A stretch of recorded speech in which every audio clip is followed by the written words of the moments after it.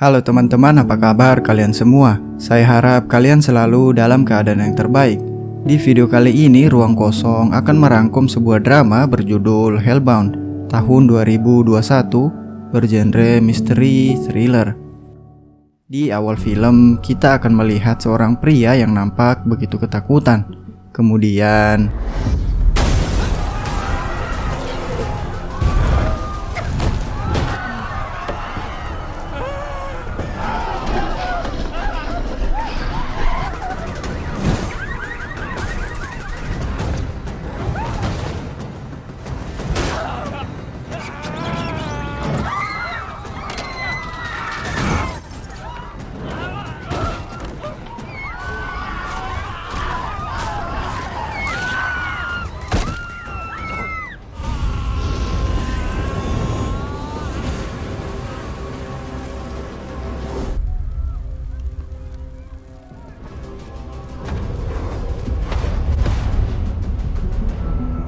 karena begitu ramai diperbincangkan, seorang petugas polisi bernama Kyung-hoon bersama rekannya ditugaskan untuk menyelidiki sebuah kelompok sekte misterius bernama New Order dan memiliki pengikut radikal yang menamai diri mereka dengan sebutan Arrowhead.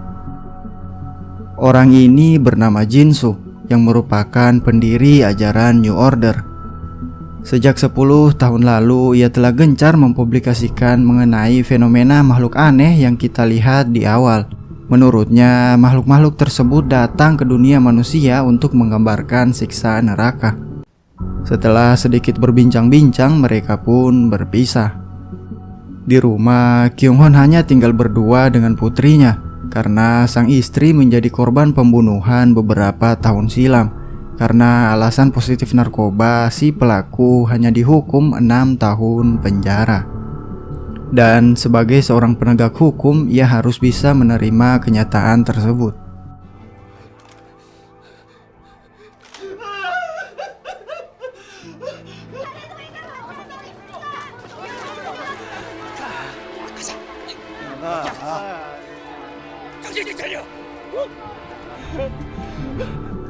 Esok harinya di kantor polisi, seorang pengacara bernama Hyejin sedang mewakili seorang klien yang merupakan korban kekerasan Arrowhead. Setelah urusannya beres, Hyejin pun balik ke kantor. Di sana ada seorang wanita yang bernama Park Jung-ja yang sedang menunggunya. Wanita tersebut berkata bahwa ia telah menerima titah Tuhan dan akan mati dalam waktu 5 hari. Dengan imbalan sebesar 3 miliar won dari para kelompok New Order, dia bersedia diliput saat hari kematiannya. Alasan dia menemui Hyejin adalah ketika ia telah tiada nanti, uang tersebut harus diterima oleh kedua anaknya. Dengan cepat, berita itu tersebar ke seluruh penjuru kota melalui seorang broadcaster bertopeng yang merupakan anggota setia Arrowhead.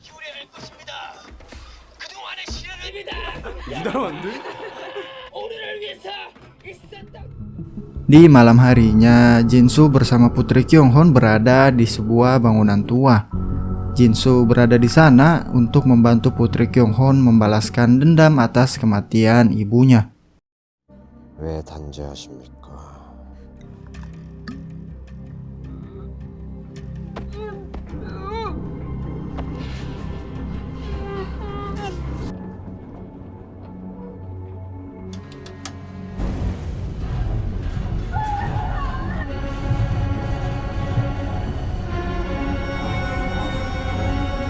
Esok harinya, mengetahui pembunuh istrinya mati secara mengenaskan, kini Kyung-hoon pun bisa sedikit demi sedikit mengikhlaskan sang istri. Namun, mengapa Jin-soo melakukan hal tersebut? Padahal bertentangan dengan ajarannya. Sebentar lagi kita akan tahu jawabannya. Singkat cerita, kini tibalah hari yang ditunggu-tunggu. Suasana begitu ramai dipenuhi orang-orang dan stasiun TV.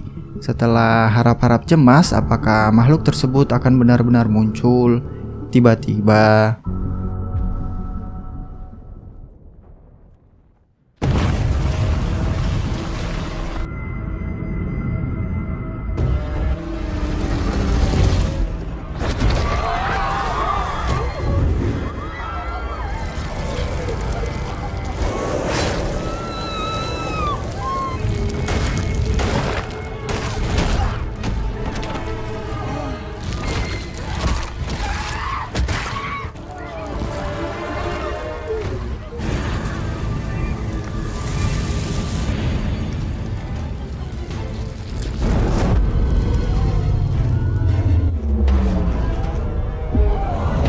Setelah menyaksikan kejadian tersebut, semua orang yang hadir langsung bersujud.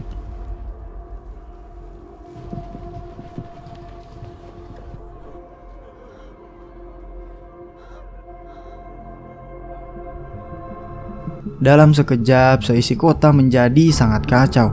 Orang-orang yang dianggap tidak sejalan dengan New Order diburu satu persatu.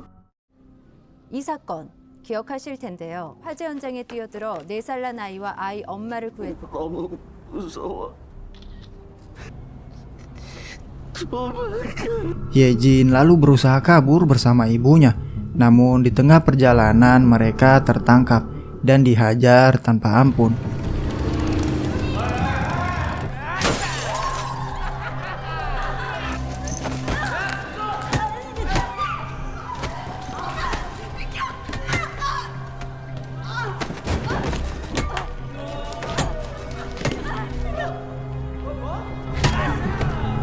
Saat di rumah sakit, sang ibu bahkan diabaikan begitu saja sampai akhirnya meninggal dunia.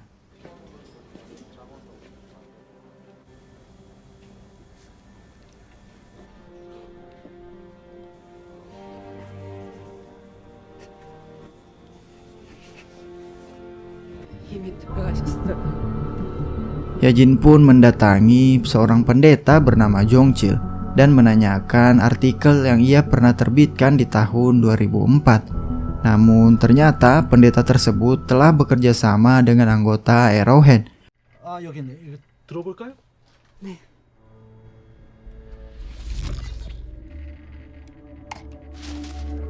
안 돼요.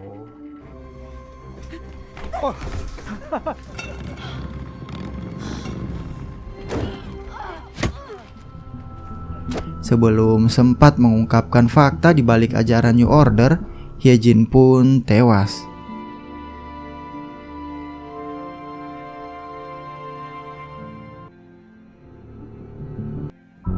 Di sisi lain, Kyung-hun yang mencari keberadaan putrinya yang tak pulang selama berhari-hari diminta datang ke sebuah gedung tua oleh Jin-soo. Di sini, Jin-soo berkata bahwa ajaran New Order hanyalah sebuah kebohongan yang ia buat dengan memanfaatkan makhluk misterius tersebut agar orang-orang takut berbuat dosa. Dengan begitu, dia berharap dunia akan menjadi lebih baik. Mendengar itu pun, Kyung-hun kaget. Tita Jin-soo pun jatuh di hari ini dan ia pun tewas.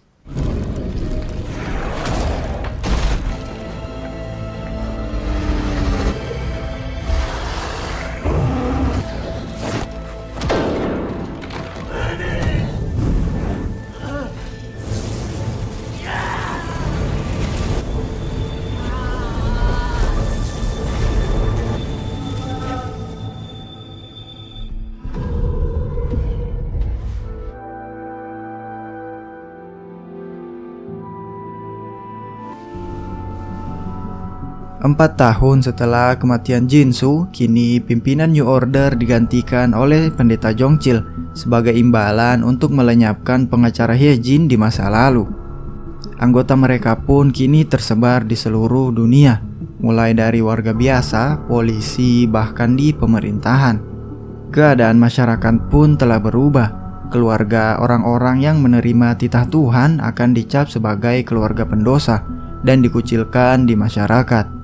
Terlihat seorang pria yang bernama Jae-pyong sedang mencari keberadaan temannya yang tiba-tiba menghilang dan akhirnya ketemu di sebuah tempat pemancingan yang cukup jauh dari kota. Alasan temannya berada di tempat tersebut karena sebentar lagi ia akan mati. Karena tak ingin keluarganya ikut terseret, ia pun berniat menyembunyikan kematiannya. 우리 와이프한테 절대 말하지 마. 예선이야.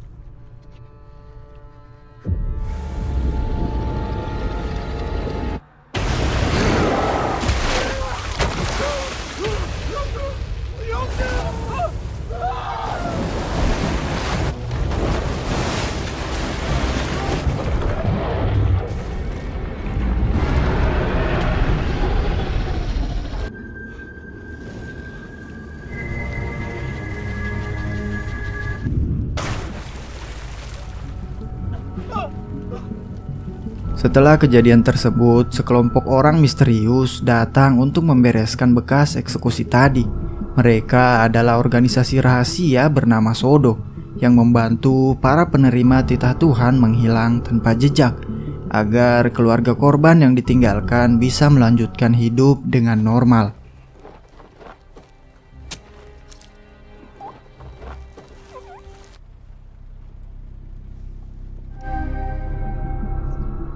Baru saja menjadi seorang ayah, Jae-pyong harus menerima kenyataan bahwa anaknya menerima titah Tuhan dan sebentar lagi akan meninggal.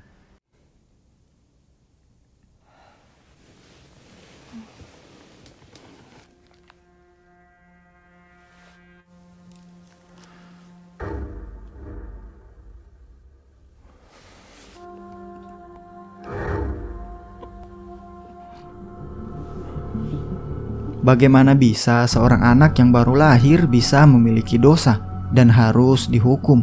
Pertanyaan itu terus membayanginya. Di tengah kesedihannya, ia kemudian berusaha mencari keberadaan organisasi Sodo untuk mengetahui lebih dalam mengenai titah Tuhan. Ternyata salah satu anggota Sodo yang kemarin ia lihat pernah melakukan wawancara di stasiun TV tempat ia bekerja. Setelah dapat identitasnya, Jae-pyong pun langsung tancap gas. Orang ini bernama Profesor Gong, seorang dosen yang menjadi anggota Sodo. Profesor Gong menjelaskan bahwa fenomena tersebut bukanlah kehendak dari Tuhan, melainkan fenomena acak yang belum diketahui alasannya, bahkan bisa terjadi pada bayi tak berdosa sekalipun. Di tengah perbincangan, Ketua Sodo berkata bahwa ia ingin bertemu dengan Jae-pyong, yang ternyata adalah pengacara Hyejin yang berhasil selamat dari percobaan pembunuhan 4 tahun lalu. Hyejin berniat untuk menyiarkan penghakiman anak Jae-pyong agar orang-orang tahu kebenarannya dan menghentikan semua kegilaan yang telah terjadi selama ini. Di malam itu, Jae-pyong benar-benar sangat dilema. Sebagai seorang ayah, tentu saja ia menolak hal tersebut. Namun, bila ia tak melakukannya, New Order akan terus berkuasa dan bertindak seenaknya. Singkat cerita, salah seorang anggota Sodo tertangkap. Karena keluarganya akan dibunuh, ia lalu membocorkan rahasia organisasi.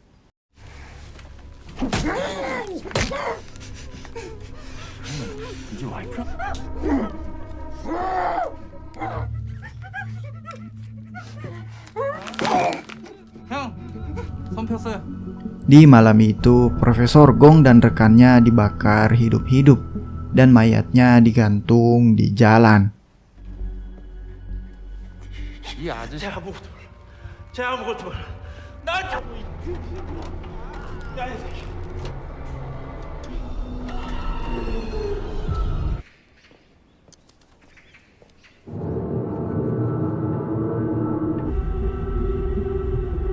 Esok harinya, Jae-pyong kaget mengetahui istrinya berada di markas New Order karena hendak menanyakan alasan kenapa seorang bayi tak bersalah bisa mendapatkan titah Tuhan. Di sisi lain, mengetahui bahwa ada seorang bayi yang tak berdosa menerima titah Tuhan, para petinggi New Order pun panik. Namun tak lama kemudian, Jae-pyong dibantu anggota Sodo datang menyelamatkan istri serta anaknya.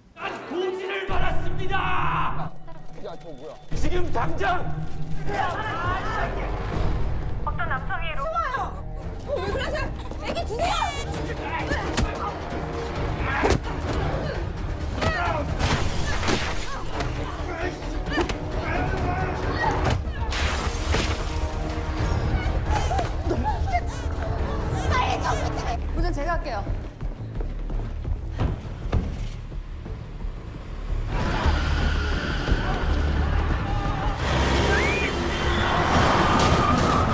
Mereka kini bersembunyi di sebuah tempat terpencil di pinggiran kota. Pemilik rumah tersebut adalah si broadcaster bertopeng yang merupakan anggota Arrowhead di masa lalu. Namun semenjak menerima titah Tuhan, ia pun bertobat.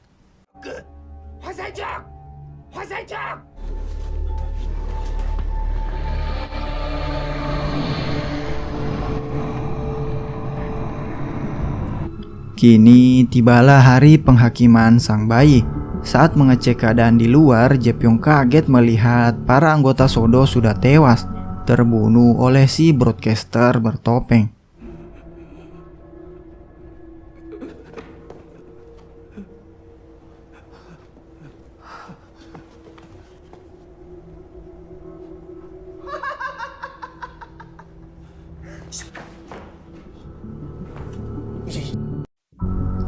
Si broadcaster gila ini ternyata masih sama gilanya seperti dulu.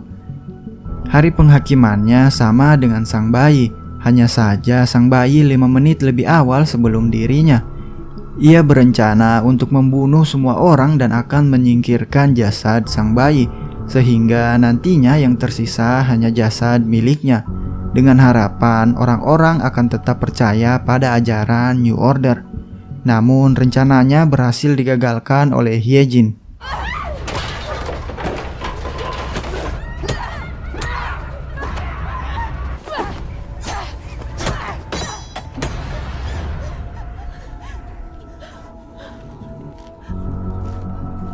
Disaksikan oleh banyak orang, makhluk misterius itu pun datang.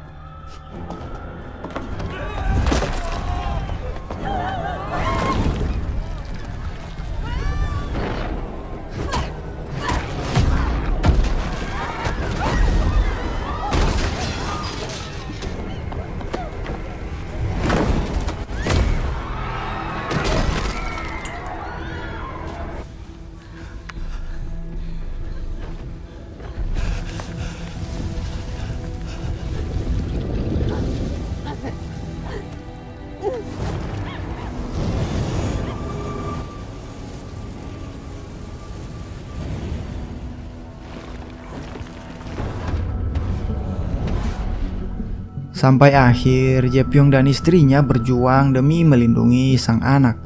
Dan keajaiban pun terjadi.